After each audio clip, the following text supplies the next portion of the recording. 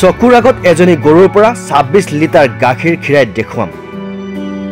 গৰু খুটিক লৈ সদনত নেতিবাচক মন্তব্য কৰা বিধায়কক প্ৰত্যাহ্বান এজন গোপালকৰ। গৰু গাখীৰৰ প্ৰসংগত বিধায়ক নুৰুল হুদা আৰু অখিল গগৈক প্ৰত্যাহ্বান এজন যুৱকৰ।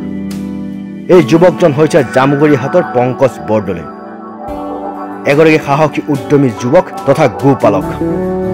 যুৱকগৰাকী এই কাৰণে চৰ্চালৈ আহিছে যে বিগত বিধানসভাৰ সদনৰ মজিয়াত বিধায়ক অখিল গগৈ আৰু বিধায়ক নুৰুল হুদাই গৰুখুটি কৃষি প্ৰকল্পক ক্ষুধাৰ সমালোচনা কৰি কৈছিল যে তাত থকা বিদেশী গাইসমূহে 50 গ্ৰাম 100 গ্ৰাম গাখীৰ দিয়ে, আৰু তাৰ পাছতে সম্পূৰ্ণ বিষয়টো নস্যাৎ কৰি বিধায়ক পদ্ম হাজৰিকাই দিয়া প্ৰত্যুত্তৰৰ প্ৰসংগত উদীয়মান যুৱক তথা গোপালক পংকজ বৰদলৈৰ কথা উল্লেখ কৰিছিল। যুৱকজনে গোপালনেৰে স্বাৱলম্বী হৈ নিজৰ পৰিয়াল ভৰণ পোষণ দিয়াৰ লগতে আন আন নিবনুৱা যুৱক যুৱতীসকলৰ বাবে উৎকৃষ্ট নিদৰ্শন দাঙি ধৰিবলৈ সক্ষম হৈছে। যুৱকজনে নিজৰ ঘৰৰ চৌহদতে এখন গোশালা স্থাপন কৰি কেইবাজনীও উন্নত প্ৰজাতিৰ গাই গৰু পোহপালন কৰি দৈনিক উৎপাদিত গাখীৰৰ বিক্ৰী কৰি যথেষ্ট ধন উপাৰ্জনো কৰিছে। পুৱা আৰু আবেলি দুইবাৰ দুজনী গাই গৰু গাখীৰ খীৰাই প্ৰতিদিনে লাভ কৰে 50 লিটাৰকৈ গাখীৰ।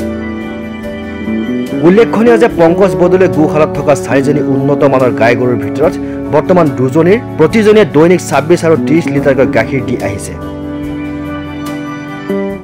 একমাত্ৰ পদ্মজয় ছাৰৰ কাৰণে আপোনাৰ ছাৰে যেতিয়া মানে কৰ্ণালৰ পৰা গৰুবিলাক আনিছিলে, আনোতে মইতো এয়াই টেকনিচিয়ান, তাত এয়াই কৰোঁ, গৰুবিলাক ইনজেকশ্যন কৰোঁ।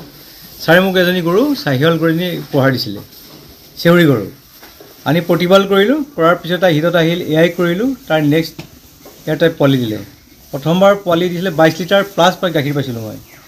তাৰ নেক্সট এবাৰ যেতিয়া জগিলে তাই ফাৰ্ষ্ট মানে 26 লিটাৰ গাখীৰ মই পোৱালি নবনাই পালোঁ, কাৰণ 30 লিটাৰ তাই দিবই, বেছি দিলেও কম নিদিব কিজানি।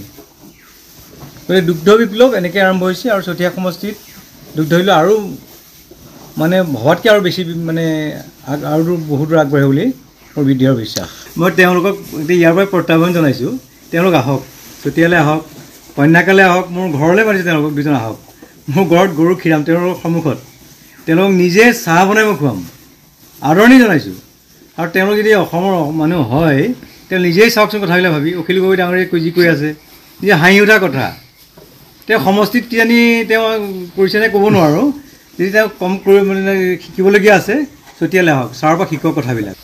এজনী গৰু কিনিলে তাত কেইদিনমান ৰাখিব লাগে, ৰাখি অনাৰ পিছত ইয়াত এডজাষ্ট হ'বলৈ মিনিমাম আপোনাৰ কেইদিনমান সময় লাগিব। লাহে লাহে এডজাষ্ট হৈ আহিবলৈ, তেতিয়াহে আপোনাৰ গাখীৰ বাঢ়িব বা তাৰ বেমাৰ আজাৰ নিৰ্বাহ হৈ পেলাই অকণমান ফাৰ্মখন প্ৰগ্ৰেছ হ'ব। গতিকে তেওঁলোকে ভাবিব লাগে যে এটা বস্তু আজি ৰোপণ কৰিলে যে কাইলৈ ভাল হ'ব, সেইটো হ'ব নোৱাৰে। আৰু মোৰ নিজৰ দৃঢ় বিশ্বাস পদ্মজয় ছাৰে যিটো কাম কৰিব তাত কিন্তু আপুনি বাধা দি ৰখাটো বা কামটো নহ'ব বুলি কোৱাটো মানে মই কেতিয়াও বিশ্বাস কৰোঁ। গোটেই কামে কৰক, কাম কৰক, ফাৰ্ম কৰক, গাখীৰ বেচক।